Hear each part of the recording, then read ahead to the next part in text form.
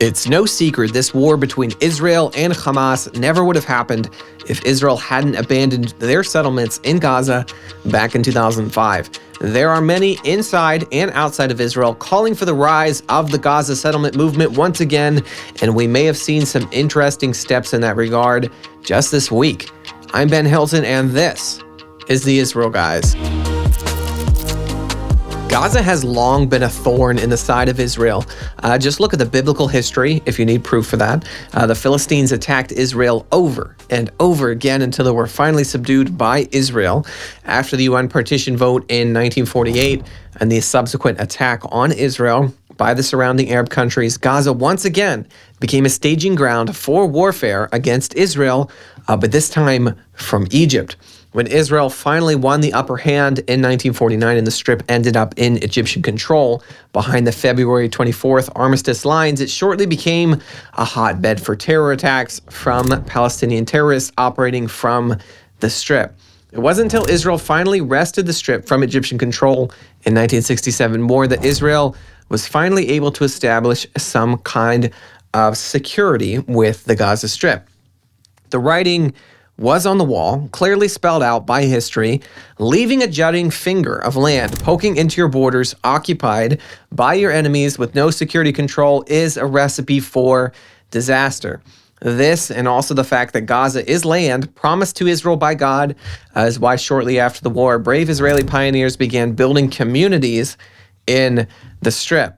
Even though the building of these communities didn't bring peace between Israel and the Palestinians of Gaza, it did bring security control, something Israel desperately needed, but the world wasn't satisfied. The demonic push to divide the land of Israel was a constant strain on the world stage. Finally, in 2005, Ariel Sharon caved to the pressure. He ordered the evacuation of the Israeli communities from the Gaza Strip and the creation of a Gazan-Palestinian state.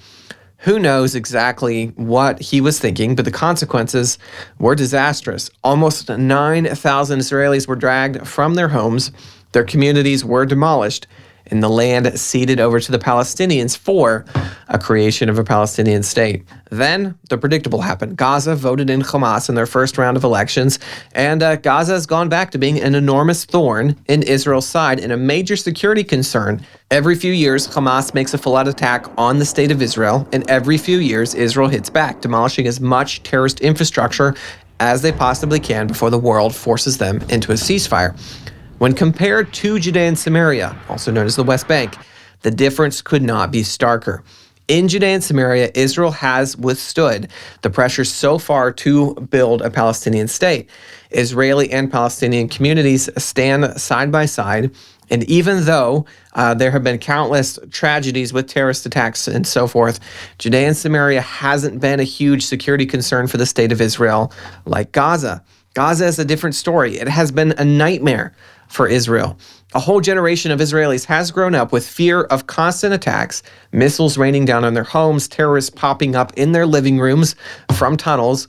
You would think that the clear differences between these two territories and how Israel handled them would mean that the call from the international community for a Palestinian state in Judea and Samaria would have died out long ago, but idiotically, it has only gotten stronger and louder. And if a Palestinian state in Gaza has been so devastating, how much more would one in Judea and Samaria be? An area much larger than Gaza, one that holds the strategic high ground above Israel's population centers and with direct access to Jordan. That brings us to today. Israel might be making a move to make sure that Gaza never becomes a Palestinian state again. We're going to get into that in just a second, but first, as the whole world seeks to turn the biblical heartland of Israel into a Palestinian state, we want to tell you about a crucial way for you to stand up for what is right.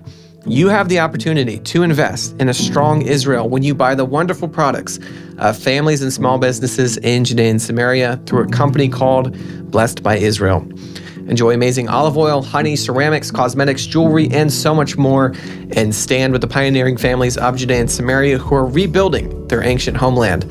Head over to blessedbyisrael.com and make your impact today. Use the code INVEST for $5 off your first order at blessedbyisrael.com or click the link in the description below. So after Hamas's most devastating attack on Israel to date, last October, Israel finally had enough. They invaded Gaza yet again and have been destroying Hamas ever since. A Hamas official just made the statement. He said, "We have informed mediators in Egypt, Qatar, and Turkey that Hamas is ready for a ceasefire agreement and a serious deal to exchange prisoners." By prisoners, of course, they mean Hamas terrorists held by Israel in exchange for the over 100 Israeli hostages, or however many are left still alive at this point. Israel's Strategic Affairs Minister Ron Dermer just told Trump in his meeting at Mar-a-Lago on November 10th that he believes there are 60 Israelis still alive inside of Gaza. And regardless of how many are still left alive, all the hostages need to be brought home, whether alive or sadly their remains for a proper burial. And it's clear, the more Israel pushes Hamas's demise in the Strip, the weaker their bargaining power remains to be, as happens in warfare. Hamas is fast fading into obscurity, and with that, the question of what's next remains on the table. I did a full breakdown last week of the different routes Israel could take in this regard, which you can watch here on the channel. But something interesting is whether Israel will actually allow Israeli communities to be built inside of Gaza once again. There are a number of Israelis that have been pushing for this, as we've discussed before. But just recently, Housing and Construction Minister Yitzhak Goldknopf, I have no idea how to pronounce that, Yitzhak Goldknopf, made inspections of the site proposed for future Israeli settlements in Gaza. He posted a picture of himself with Daniela Weiss, who is the head of Nachalah, the famous infamous settlement movement in Judea and Samaria, holding up a map with plans for settlements in Gaza. He wrote this on the X post. "Today I toured the Gaza Strip settlements. Jewish settlement here is the response to the horrific massacre and a response to the International Criminal Court in The Hague, which instead of focusing on the 101 hostages, chose to issue arrest warrants against the Prime Minister and the Minister of Defense. Together, we will build Jewish cities in Gaza, which will help lower apartment prices across the country with the understanding that without settlement, there's no security. Gaza is ours forever." Even though the housing minister's opinions aren't mainstream in the Israeli government, he does have support. Finance Minister Bezalel Smotrich said that Israel should reoccupy Gaza, and there are others who have thrown in their support as well. Regardless, you can see by satellite imagery that Israel has been relentless in their preparation for long-term security control of Gaza.